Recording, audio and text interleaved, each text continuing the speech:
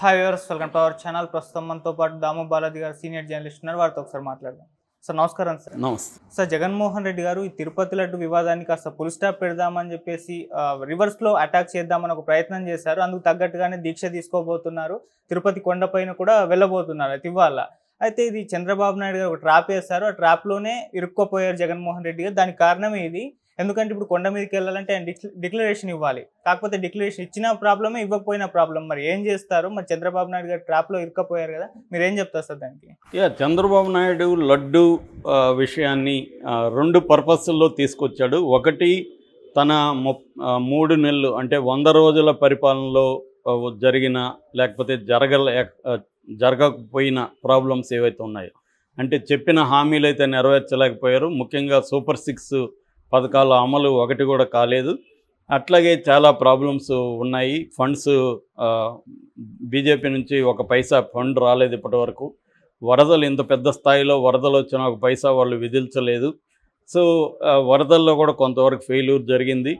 చంద్రబాబు పనిచేశాడు గట్టిగా, కానీ మిగతా మంత్రులు కానీ అధికారులు కానీ పనిచేయలేదని చంద్రబాబు స్వయంగా చెప్పాడు. దాదాపు 20% కూడా వరద బాధితులకి సాయం అందలేదని కూడా ఆయనే వీడియోలో కనిపిస్తుంది.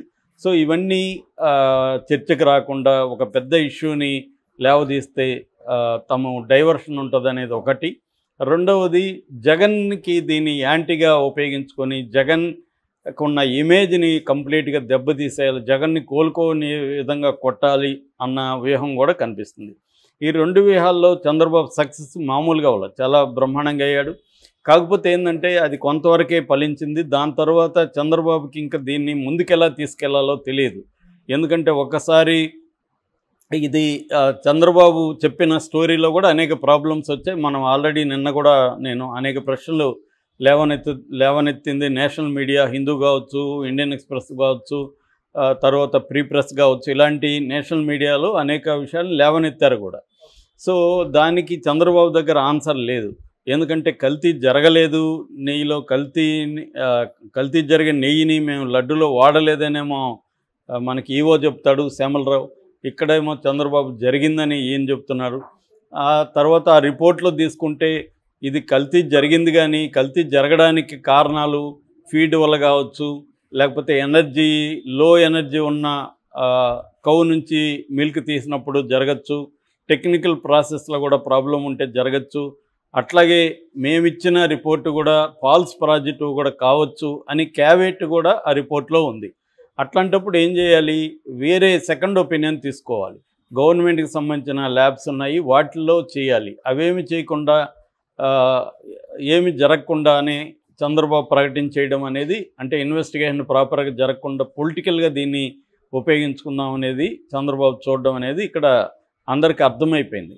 అలాగే 2 నెలలకు ముందు జూలై 16ని రిపోర్ట్ ఇస్తే సెప్టెంబర్లో అనౌన్స్ చేయడం, 2 నెలలు ఎందుకు వీళ్ళు మాట్లాడలేదు, ఒక పొలిటికల్ సమావేశంలో చంద్రబాబు ఎందుకు అనౌన్స్ చేశాడు అన్న ప్రశ్నకు కూడా ఆన్సర్ లేవు. ఇలాంటి అనేక ప్రాబ్లమ్స్ చంద్రబాబు కూడా వచ్చాయి. అయితే దీన్ని ఫేస్ చేయడంలో జగన్ ఫెయిల్యూర్ అనేది క్లియర్గా కనబడుతుంది అనేది ఇప్పుడు అందరూ చర్చించుకుంటున్నారు. ఈ క్రమంలో ఏమైందంటే దీన్ని వేరే రకమైన టర్న్ తీసుకోవడానికి పవన్ కళ్యాణ్ రంగంలో దిగాడు. పవన్ కళ్యాణ్ ప్రాయశ్చిత్త దీక్ష పేరుతో 11 రోజులు తను మెట్లు గడగడం, ఈ కార్యక్రమాలు పవన్ కళ్యాణ్ చేయడంతో అది వేరే రకమైన టర్న్ తీసుకుంది. నిజానికి ఇంకా పవన్ కళ్యాణ్ రంగంలో దిగేసరికి చంద్రబాబుకి ఏం చేయాలో తెలియదు. కమిషన్ వేశాడు, ఆ కమిషన్ కూడా సిట్ అనేది ఆయన పరిధిలో ఆయన వేయడం తప్పు కాదు, కానీ తన కంట్రోల్లో ఉన్న పోలీస్ ఆఫీసర్తో సిట్ వేస్తే తనకు అనుకూలమైన రిపోర్టే వస్తుంది కదా. అందుకని సిబిఐ ఎంక్వైరీ కావాలని చాలామంది అడుగుతున్నారు. ఇక విహెచ్పి వీళ్ళు ఈ విశ్వ హిందూ పరిషత్ విహెచ్పి లాంటి సంస్థలు అయితే చంద్రబాబు పొలిటికల్గా వాడుకుంటాడు, ఇది కాదు జడ్జి ద్వారానే దీన్ని విచారించాలని వాళ్ళే కూడా అడుగుతున్నారు. అంటే హిందూ సంఘాలన్నీ కూడా చంద్రబాబుకు అనుకూలంగా కూడా లేవు. అందుకని మోడీని పవన్ కళ్యాణ్ రంగంలోకి దించాడని కూడా ఒక వార్త వైరల్ అవుతుంది.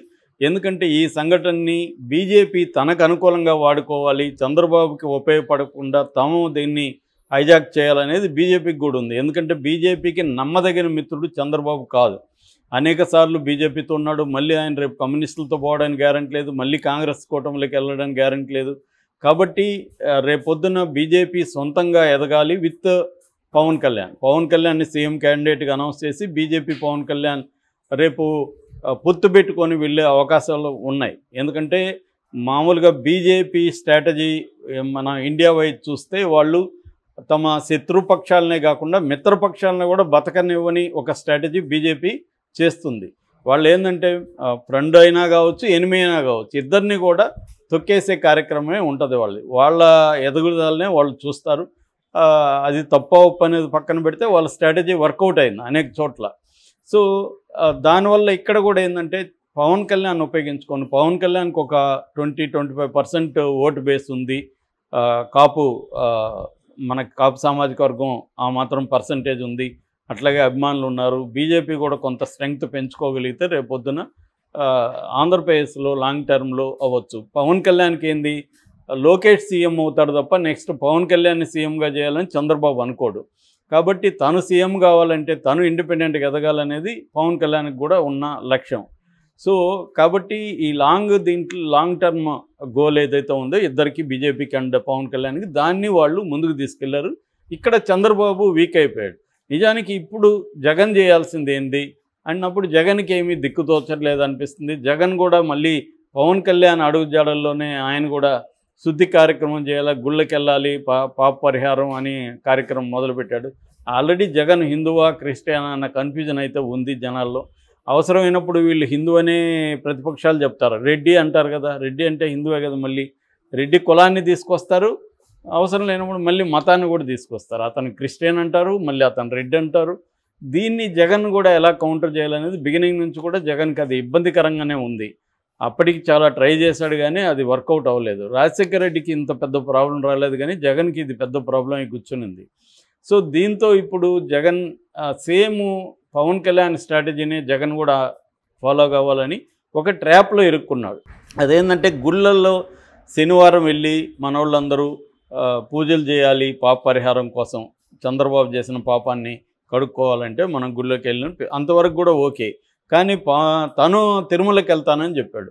ఇప్పుడు దాంతో చంద్రబాబు మళ్ళీ యాక్టివేట్ అయిపోయాడు. చంద్రబాబు ఇప్పుడు ఏం చేస్తున్నాడంటే ఇతను డిక్లరేషన్ ఫామ్ మీద సైన్ చేయాలి అన్న ఒక డిమాండ్ తీసుకొచ్చారు. ఇప్పుడు జగన్కి సైన్ చేస్తే ఒక సమస్య, సైన్ చేయకపోతే ఒక సమస్య. సైన్ చేయమని బీజేపీ వాళ్ళు కూడా మాట్లాడడం మొదలుపెట్టారు. సైన్ చేస్తేమో తను క్రిస్టియన్ చూడండి తనే స్వయంగా సైన్ చేశాడు అనేది క్రిస్టియానిటీని ఫోకస్ చేయడం మొదలు పెడతారు వీళ్ళు. సైన్ చేశాడు కాబట్టి. సైన్ చేయకపోతే అతను సైన్ చేయకుండా ధిక్కరించి వెళ్ళాడు, ఎవరైనా కూడా అన్ని మతస్థులు చేయాలని. రెండవది టీటీడీ కూడా ఏం నిర్ణయించిందంటే సైన్ చేయకపోతే అతన్ని అలో చేయమని నిర్ణయించింది.